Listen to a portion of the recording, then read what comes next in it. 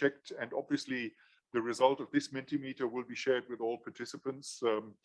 So all the comments will be collected, and they are, as far as we are concerned, providing a lot of interesting food for thought when we start taking this to the next level, thinking more about what this new kind of educational literacy on the part of the learners and on the part of the teachers actually means.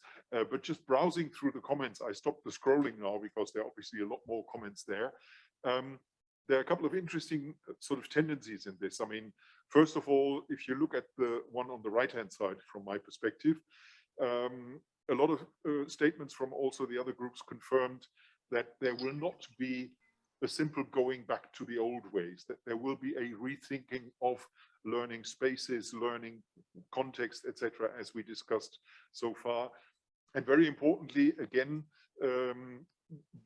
we still need to sort of figure out what, first of all, hybrid or hybridity in language education actually means, and also how effective a hybrid approach actually is.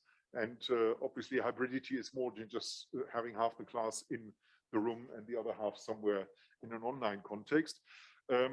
A lot of the statements also pick up on the point of reference established earlier on by David Little, and the one that I pointed out as well, the idea of sort of using the CEFR as a as important factor feeding into rethinking educational literacy.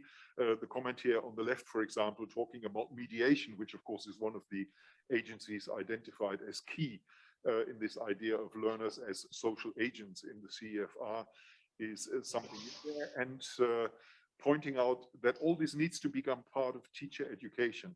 And I think that is an important issue as well, because if we think about the ingredients of new educational literacy, we also have to rethink the construct of teacher professionalization right from the start. I mean, first degrees and then ongoing professionalization. But we also, as pointed out earlier, need to take into consideration how we can empower the learners in order to be able to benefit and profit from such an idea. For some reason, the scrolling doesn't start again. Ah, there we go, it starts again, right?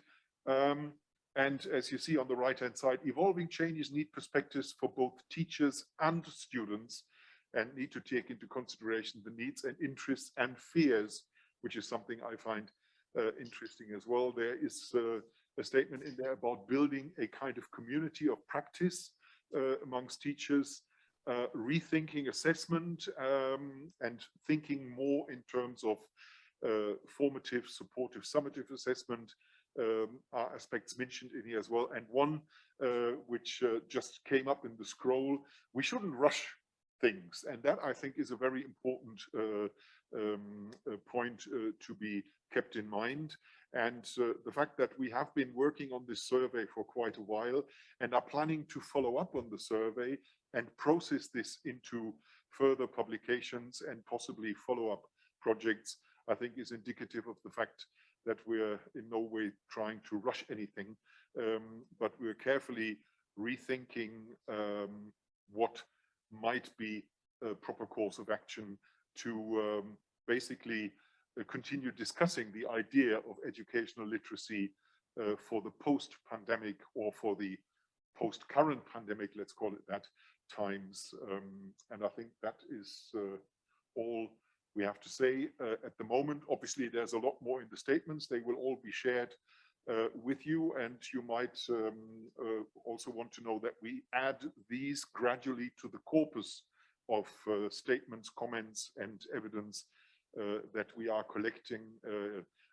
So they will become part of the ongoing analysis in the future as well. So thanks to all the groups for contributing. And this is where we now close the Mentimeter and open the coffee break. Is that okay? Sounds like a good idea, Bernd. Thank you very much to everyone. Thank you very much to our moderators and to everyone who's participated in the group work. If we can be back, and that's for everyone on Vimeo and on Zoom, as planned at 16:05. Thank you very much.